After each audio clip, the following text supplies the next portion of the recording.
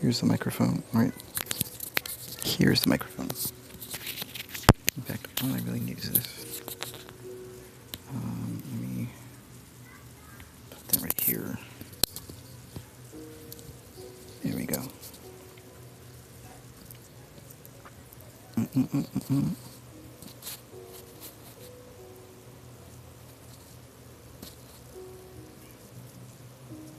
The only day where everything falls apart. Oh, okay.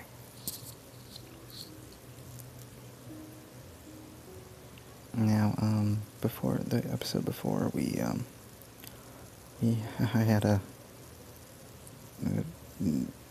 Donald Trump era episode. We're not going to do that. We're just going to forget it even happened. The only day where everything falls apart.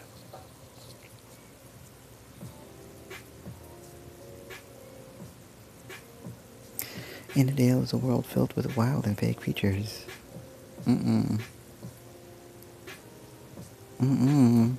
No.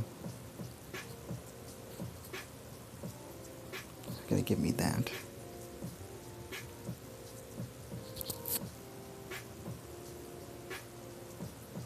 Oh, I'm sorry.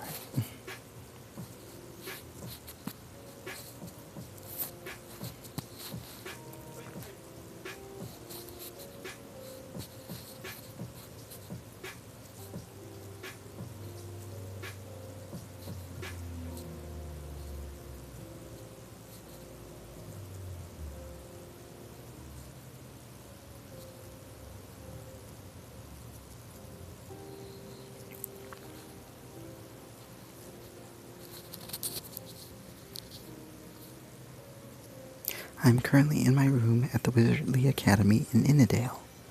My name is Manford, and if this isn't a lie, I've lived here for quite a while. It took me 3 tries to get accepted to the wizard school. This week is Thanksgiving.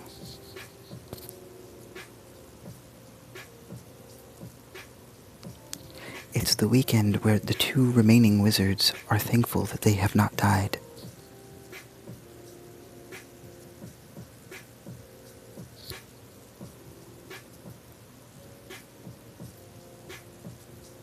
Died.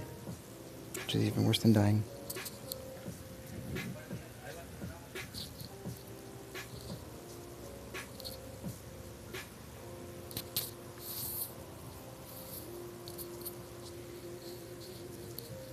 After the last wizard who went out during the plague of slugs expired, things started falling apart pretty quickly.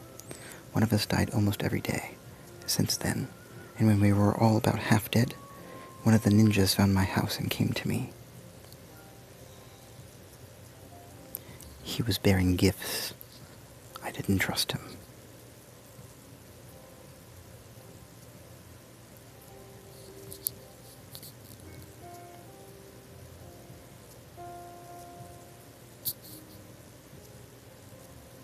They're called ninja kids. You need 3 of them to animate you. You can tell by their creepy green skin. They're the closest thing we had left to actual soldiers after the whole U.S. Congress got blown away.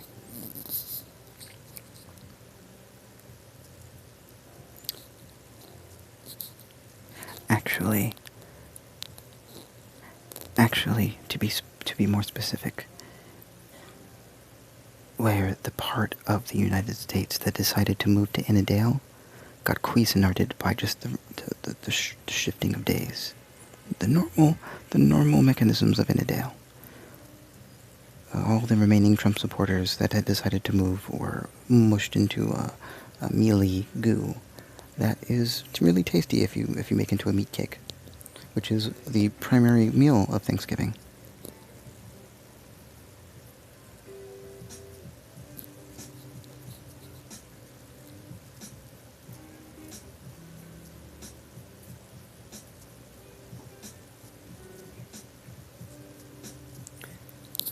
The rest gets dumped back in its place in the other half of the country, in the States. The wizarding community has been living in Innadale.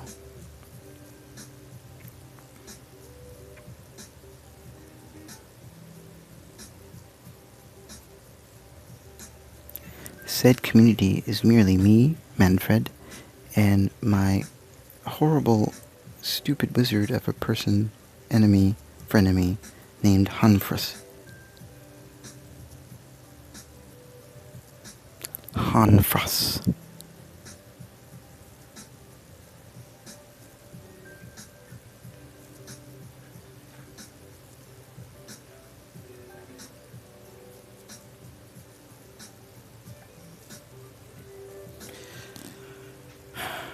Ninja or Nana. We don't trust anyone else. Not because of my bad experiences. Or maybe we just have a lot of those. I should probably mention that she's my girlfriend. We hate each other. We hate each other with the passion of two wizards who try to love.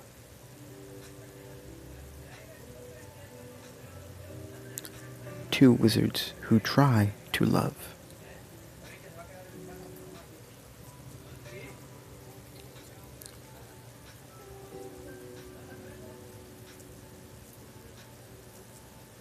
I do this, but it doesn't work for some reason. That said, we still hang out and get along. And when times are tough, we have the wisdom of our years, which is why she got my vote for president.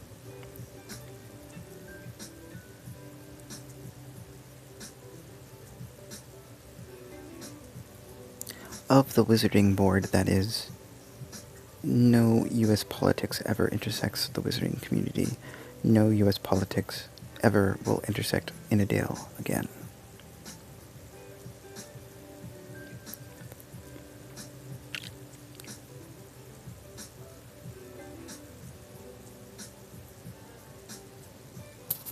Innadale.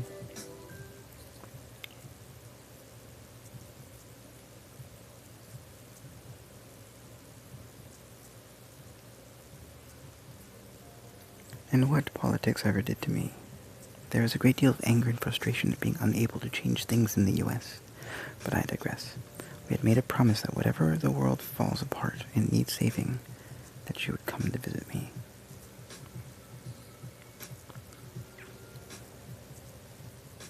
So as to be able to destroy her should she ever become dangerous at the most vulnerable time for the universe.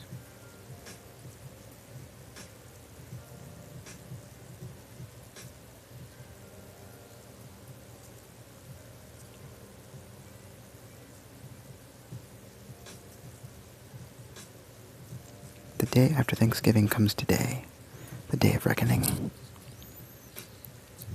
It's actually really hard getting my head around it. I remember meeting Nana last year and her having a bunch of kids. She's virtually a she-goat. She had her coding changed in order to give her 6 teats and the ability to sire litters.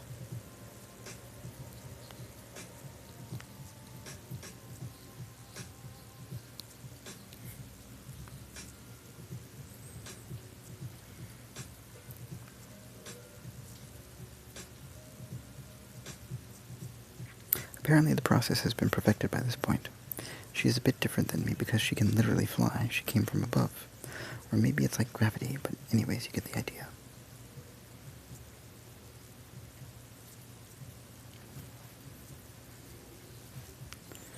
I tried to count her young once. I failed.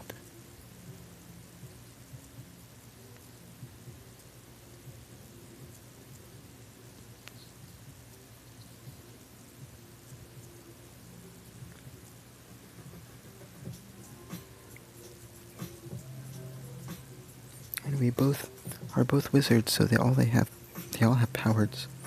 You couldn't even use any old spell or incantation if you were going to get them started. So instead of trying to figure out how to make them all into wizards, she told me to teach them wizard stuff. I taught them how to forage for a staff. I taught them how to whittle the twig of a branch for a staff. I taught them how to kill the slimes that prevented them from whittling the staff. I taught them to perhaps make a bow, if in case they didn't feel like a magical staff. I taught them to take a career advancement test centered on magic and wizardry if they truly felt the calling. I taught them to please submit a form to the lower deities so that they might pester them into wizarding school, because sometimes you need that extra push, and sometimes you need to not show unfit people where the school is.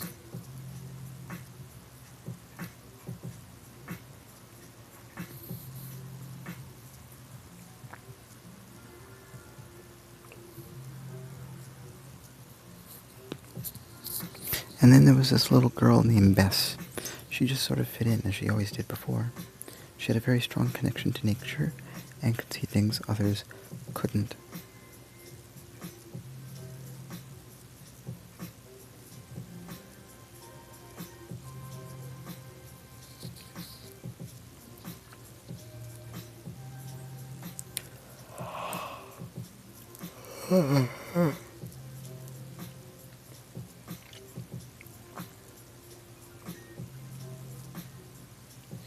Like where the tastiest truffles were buried.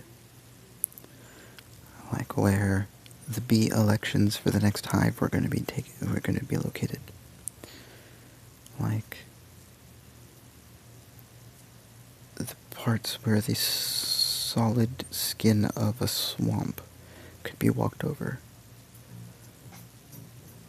Where the next tornado was going to form.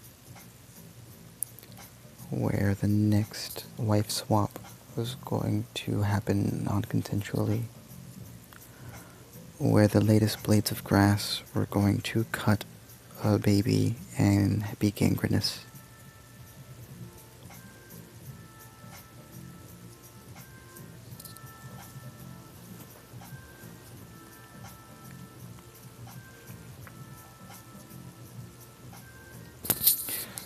Where I went to war with it.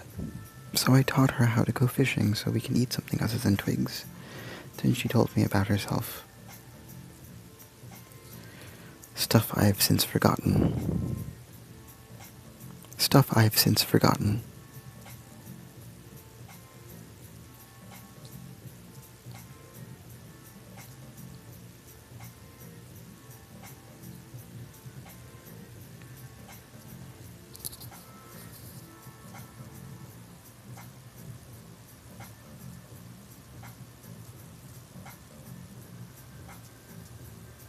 She looked down at me through this kind of giant bush, which grows from the ground into the air, forming a gigantic canopy of green leaves, with vines reaching up to connect all the branches together, except for a small spot right below my head.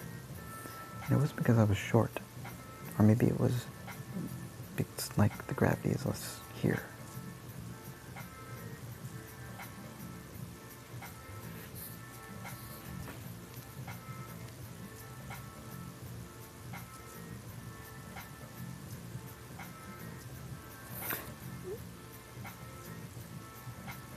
Either way, her face was near mine. She reached out and touched me gently, and I was shocked how real it felt. Like if I moved slightly, I would fall into this hole right now. But at the same time, I knew that everything around us was an illusion of some sort.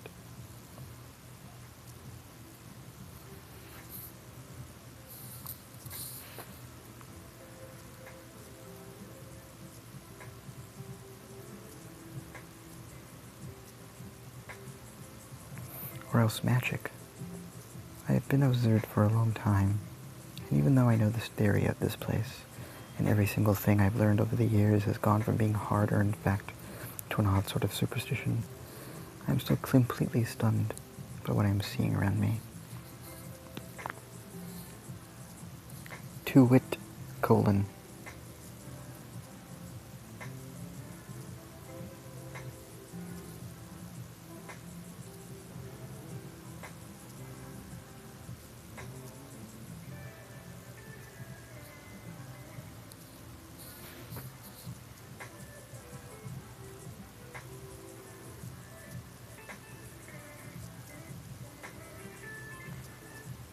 In the middle of the canopy above my head, there are giant trees with large flowers growing on top. If you look closely, you'll notice they seem to be holding their own heads up out of the water. And when one drops, another pops right next to them to keep the tree as a whole from falling over.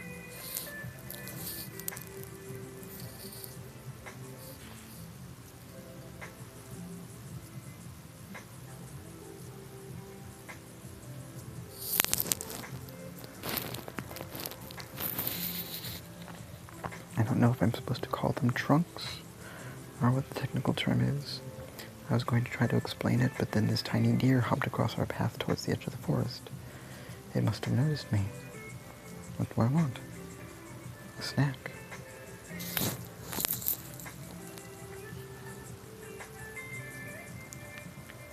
The deer defecated a bag of chips, and in a big second clench, defecated a 7-Up, my favorite.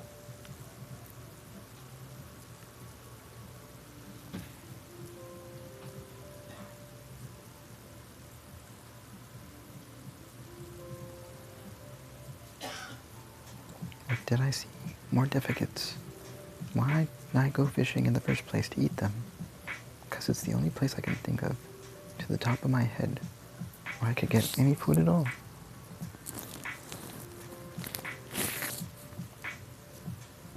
There were so many different kinds of slimes and stuff.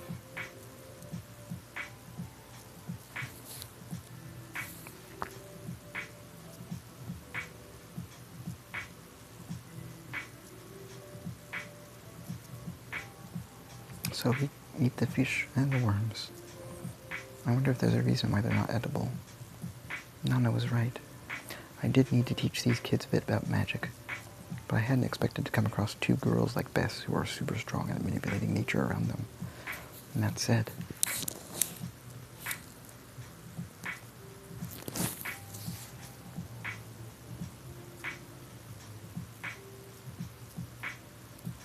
Innadale seems pretty magical already. It's always changing. Every day something new comes out of the earth. Some days the clouds will just be hanging over everything, and other times things will shoot up out of the ground and start attacking your house. We don't really know how to deal with that because of some sort of protection spell. It prevents us from using too much magic.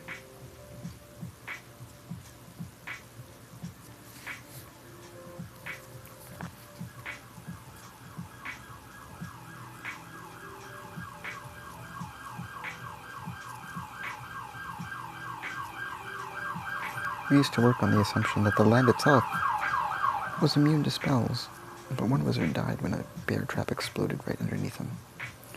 So I guess there's more to it than just the wizardly way of doing things. The fact that you're seeing all of this in the first place, maybe I shouldn't have brought it up.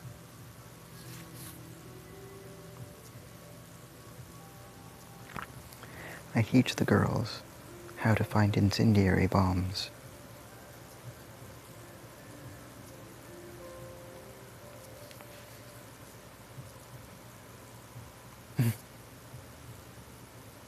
I teach them.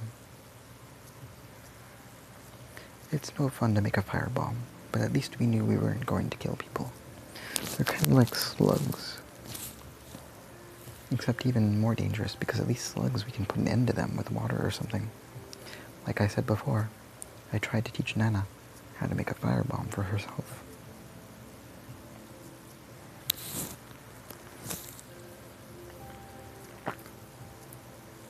I brought some orange juice concentrate and some styrofoam from the before time, and some gasoline from the side time, and a microwave from Earth.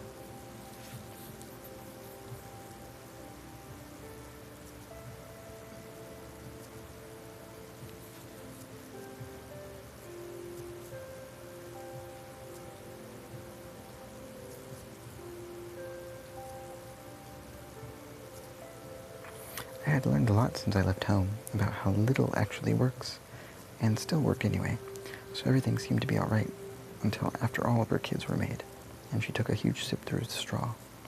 She coughed so hard that it looked like she was going to spit out the straw. A huge fountain shot from her mouth. I added the fountain to the incendiary concoction.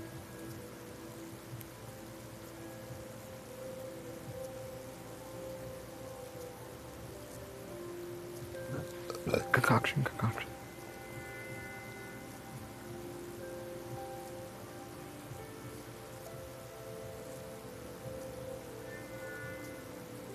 It splattered into the mixture, but not as much, and then a small amount landed on my shoe and started eating through the sole.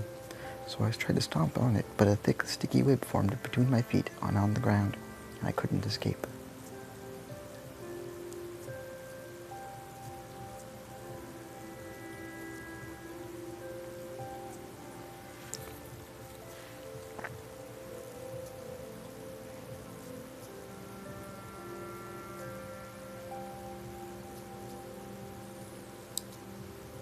It wasn't enough to hurt me physically, but it was very uncomfortable. After trying everything I could think of, I used all my magic to free myself. Then I realized how stupid that would look, so I stopped. That's when the vines from above came down and wrapped themselves around my head. My legs flailed in the air while I waited for something to happen. I yelled, "Girls! Girls!" exclamation point. I yelled, "Girls! Girls!" I yelled. Dot. Here's your test for the week. Free me from this set of circumstances. Dot. This is 10% of your grade.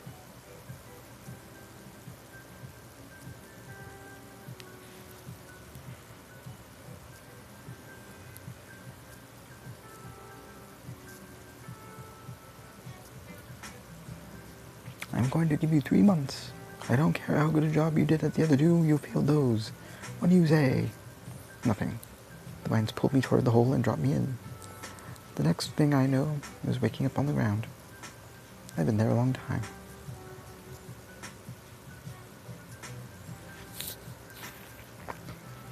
Girls! Girls! Girls! Exclamation point. I yelled. Girls! Girls! Girls! I yelled. I yelled. I yelled. Dot. This does not bode well for your semester. Dot.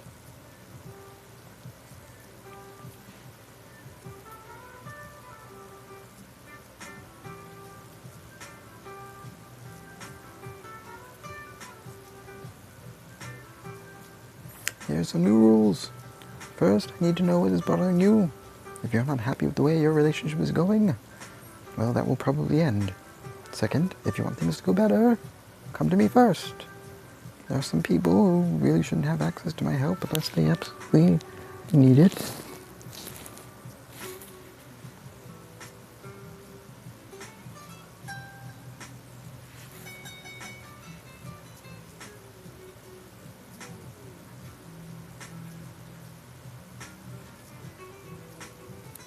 Third and last, wait, like the president. We had a little disagreement, but I'm working on it. Third and last, do not bring other people into our relationship without permission. If you want to make changes, I will be the one that brings them forward and we can talk about whatever needs to be changed. But these are the rules, and anyone violating them, I'll know.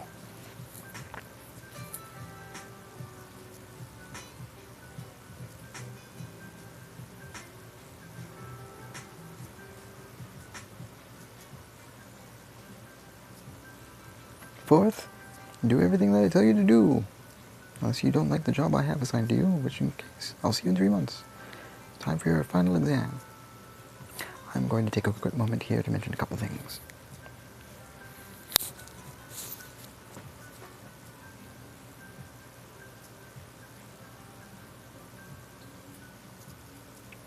Firstly, while the girls could manipulate nature around them to an extent, they were all super weirded out by the things that just trees with faces and mushrooms that grew right in the ground. They didn't understand how it was all happening, how there were so many different shapes, sizes, and colors of things growing from beneath the Earth's surface. You'd think they would, know and be interested in I'd be weirded out. Only, and then how every day they wake up at a completely new landscape, you know, in the dale and all of that. Secondly, the other wizards on this plane are all very strange beings themselves. Most of the time I have no idea what the heck they're talking about, especially since there's only one of them. Sometimes you can just guess, but not always. So don't worry if something sounds ridiculous or nonsensical, just ignore it and focus on learning. Oh wait, no wait, I summoned more wizards. It's a WeWork situation.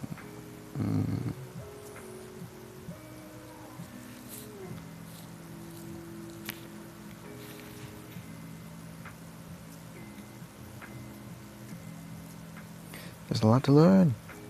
I've been living alone in Escalath for over 50 years.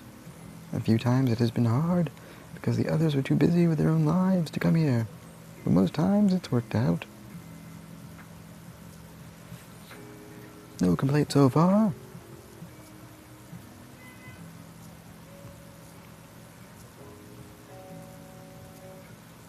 My old teacher gave me a good chunk of his inheritance to buy the tower, and has allowed my work to expand and grow.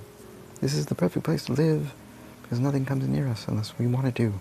So I'm safe, which is nice. My greatest fear is that someday, one of the other wizards will try to find me.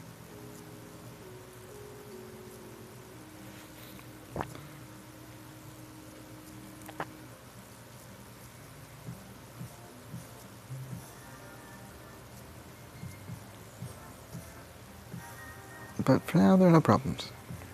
It has taken me a long time to get here, and although the journey has not been easy, I've seen much. It's like traveling through an odd dream, and that changes every day, every second that passes. It doesn't seem possible that anyone can exist there.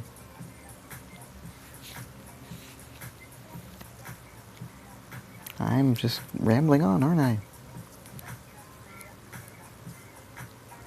Especially a teenage girl who needs rescuing. She told me her name was Bess. She seemed familiar somehow, but I don't know why. And I remember meeting lots of different people before, so perhaps she reminded me of someone I knew. That night I decided to go on a short hike and see what could be found on the area.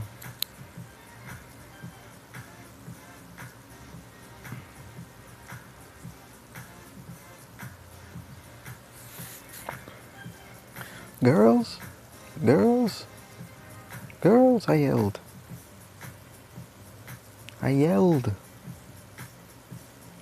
Dot.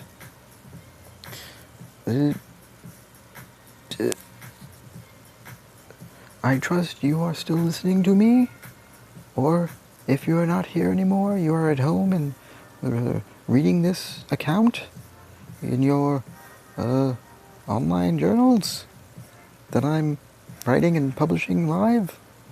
Maybe just write in the comments response if in case you're hearing my voice, just so that I know where you are.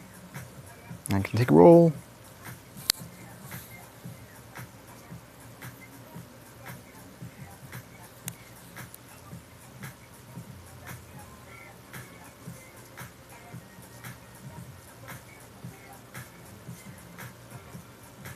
And get ready for your next test. You don't have much time to pass it. Anyway, so that evening I decided to check out an old cave in nearby hills.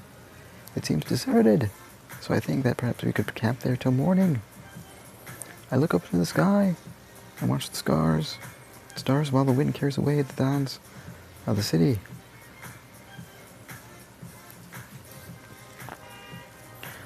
I cook a meal for the girls, since I already know what their favorite meals are. Beans and hummus, and some barbecue chicken nuggets of a veggie variety, and a moonchild moon pie, and a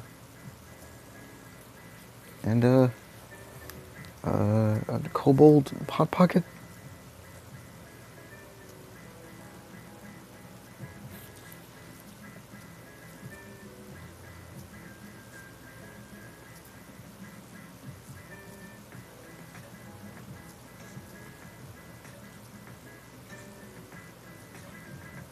Hello?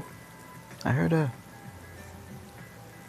loud, strange sound. Was it my imagination? Thought I felt something brush against my leg. But when I looked down at my shoe, nothing was there. I had no idea what it could be.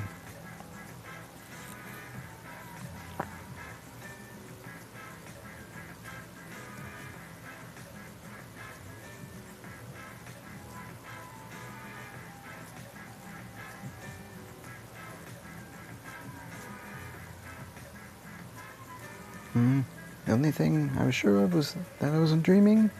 So either my imagination was working overtime, the wind, or something else outside was coming in through the door and brushing my legs. I was hearing things like a crazy person. Well, whatever it was, I had passed soon enough. And at this point, I decided to go inside and grab Meow under the back blanket. If I had to put the sound in automatopoeia form,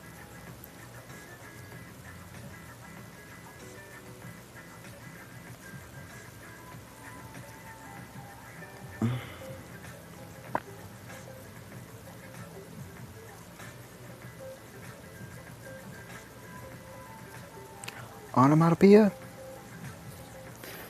it would look like this.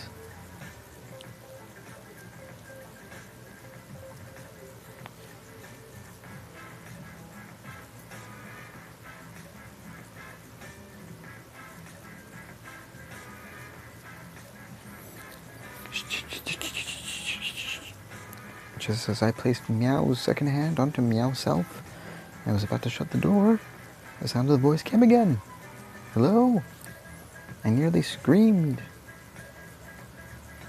The most blood-curdling meow you would ever hear.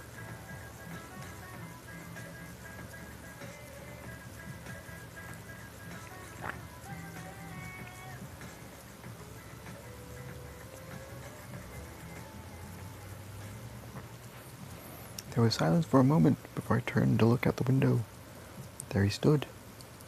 His hair and beard just covered his face like a mask, leaving his eyes exposed. But his expressionless blue eyes did not move. They were fixated on Meow.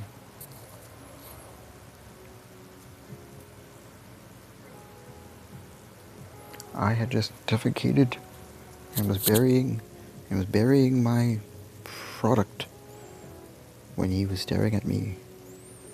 I was licking at my butthole while he was staring at me.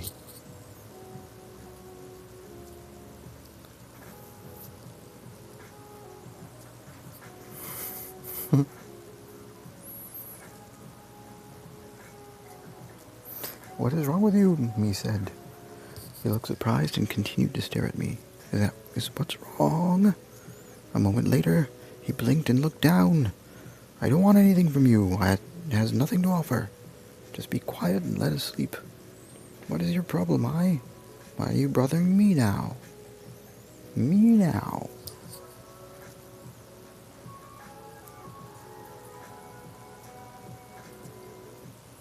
I didn't say why. It stared at him, though.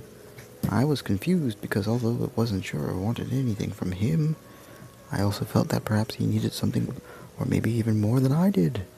I was beginning to feel uncomfortable again, so I walked up to the door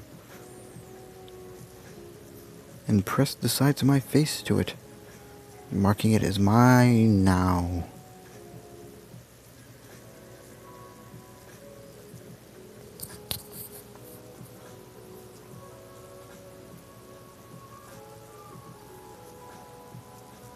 Then slowly open it. This is not an easy task, since they seem to do it almost every time I go outside. But one day I learned how to make them forget about the door and its purpose to keep all of their enemies out.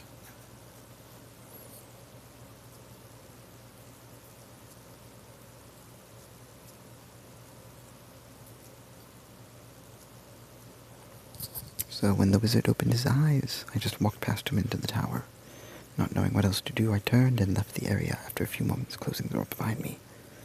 It had been many years since I last saw the wizard, but I still knew him by his name, and I remembered everything about him. Let's go to the beginning. Honfris. Tarrington.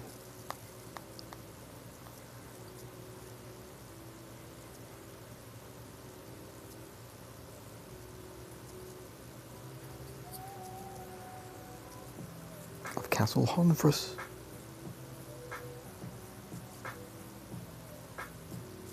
I closed my eyes as a headache began to form in the back of my skull. How long had it been? Many years. I had a difficult enough time controlling myself around other people, so this was a lot to take in. As much as I hated magic and what it did to me, and what it could be used for. Why did I dedicate so much then?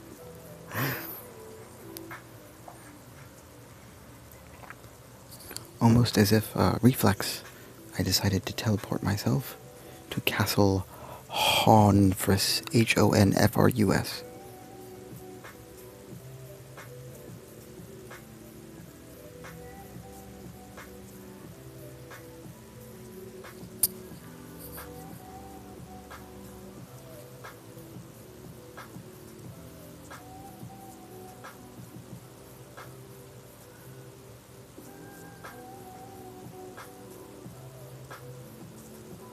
Which is located near Escalath.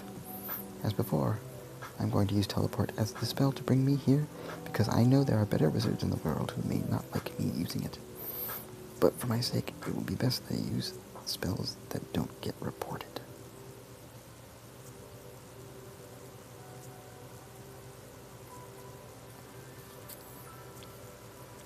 I roll for teleportation.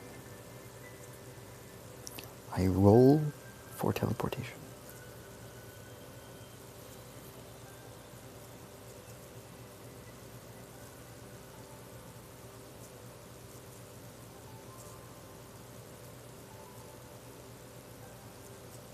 With my die, it comes up 2, so I will roll once more. The die came up 2, 2, 3 again.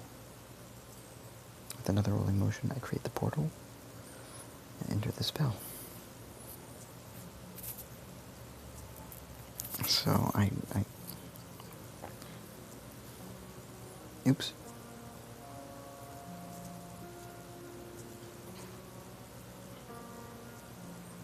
For a while now, I felt like I can't move very quickly or far distances. So if I keep doing this, it's not really useful to me. For a moment, I thought about why I hadn't used teleport recently.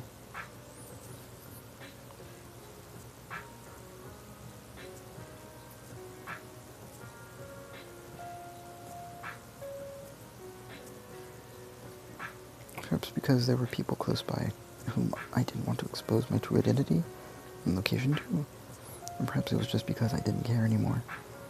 I had to think about why.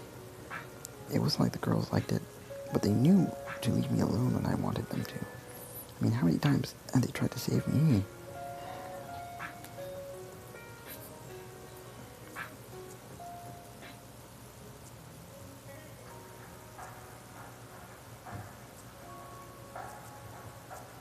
A dozen, maybe? Maybe more? I had never saved anyone else, though. It was almost always due to self-preservation. In addition to that, this is an odd feeling. I had no idea where the voice originated from, so I turned my head. I looked up at a large black bird that was floating above me.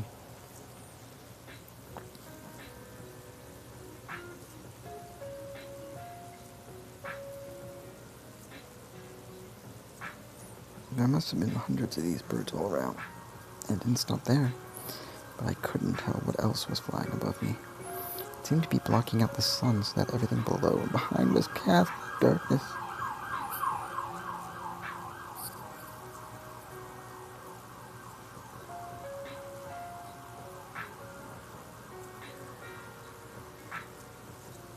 Is this place real? I don't know. I thought you were here the other day, but now I can hardly see you. It seemed strange to hear him speak. He spoke with a very soft and quiet voice, almost as if he were talking to himself, like a man caught in his own private dream.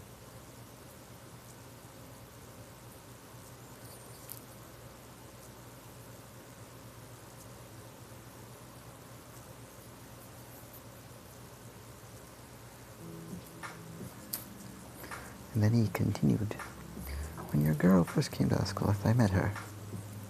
Your little flower. I told her that she was being foolish by coming. She asked me for my advice, and I did nothing more than shrug my shoulders. I've always been good at hiding things, not even from myself.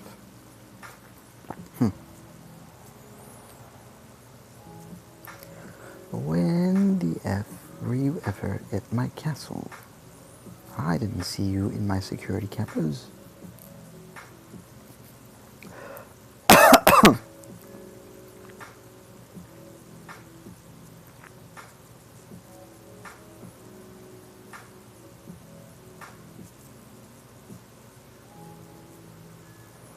That I set up to keep my eye on my tower?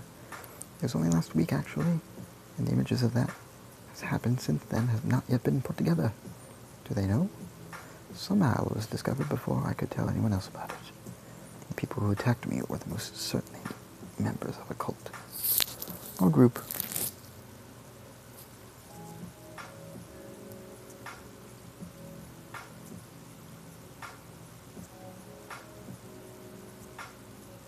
I thought them too small time to worry about until now. Now I believe they must have found a way to use magic to control a person, and are able to force their will upon you. As I was trying to understand what I felt when I touched your soul, I was confronted by a dark power which made it almost impossible to continue to do anything but observe.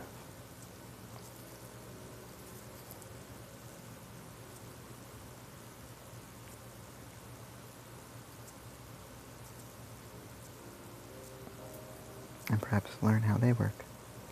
I thought that this creature would be dangerous to you, so I decided to stay away from the room where you were. So now I'm in another part of the complex, and I'm sure that I will hear footsteps. But I'm waiting for an opening to escape and come to save you. Is it really you?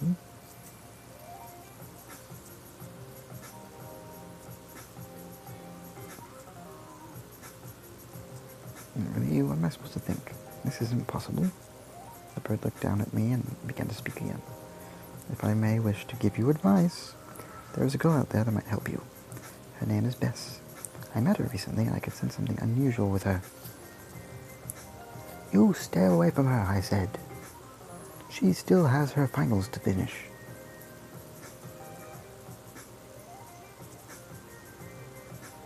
Her finals.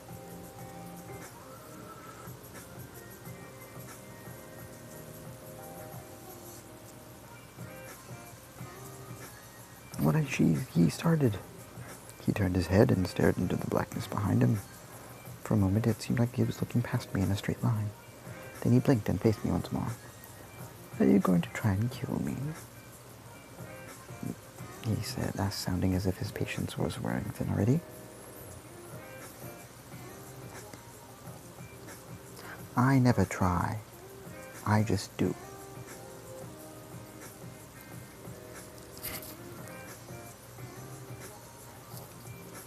Thank you for not repeating do.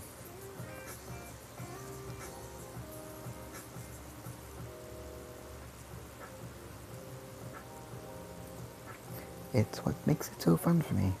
Even if I have no idea what will happen next, I let myself go with the flow. And that's what I want to say to you.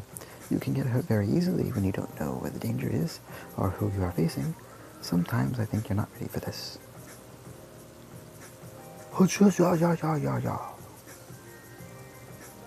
I tried to do some magic words quickly before he got a chance to defend himself. Hello? Tried to do some words. Tried to do some words to defend. Hello, to defend. To defend himself.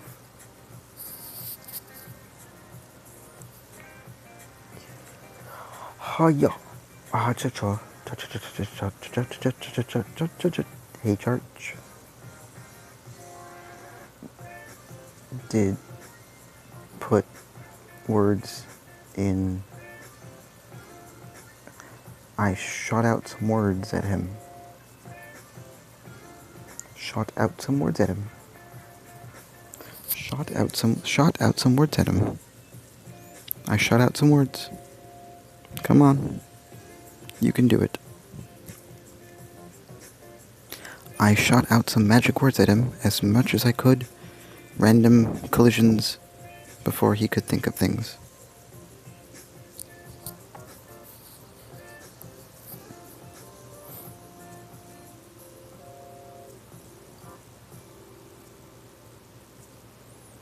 They didn't seem to work, though, because the wizard seemed to have memorized all of my movements and kept a good eye on me. I'm in need right now, so I thought of another way to make him forget about me.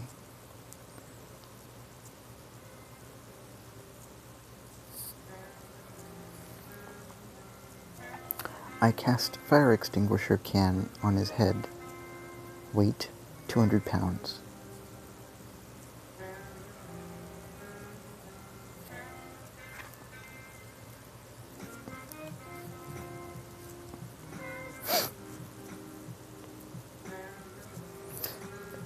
£200,000 for the spell and rolled a 6 for success. He went limp and fell onto his knees. That did the job. But wait, what had I just done? It wasn't like I needed to kill him. Just leave me alone or be quiet, that was it. There must be a simple explanation that he was confused. Well, long story short, I didn't kill him. He survived. I just placed a very expensive spell that took up the rest of the fundraising funds that we earned last episode. So I'm in debt again. I'm in debt. In debt. In debt, yes. I'm indebted. I have to pay it back. Just like in the pilot episode. Back where I started.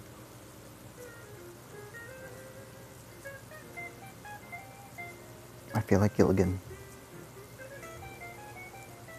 I'll begin again. I'll go to sleep now. And when I sleep, the universe...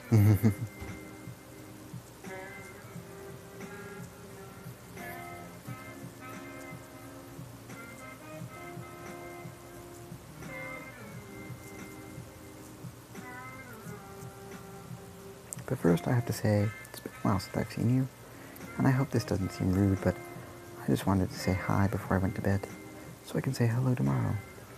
I know you don't remember us saying our goodnights. Well then, goodbye until the next time. I closed my eyes. Moral of the story so far.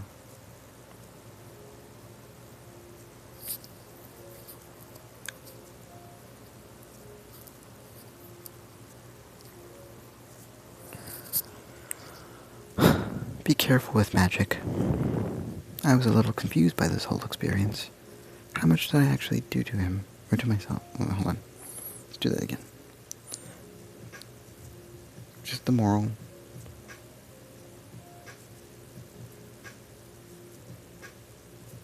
No matter how great or bad your situation is, if all you do is complain, you might as well be the hero of your own drama. It always seems to have a happy ending, though. But sometimes there are situations that are just not meant to end in such a way.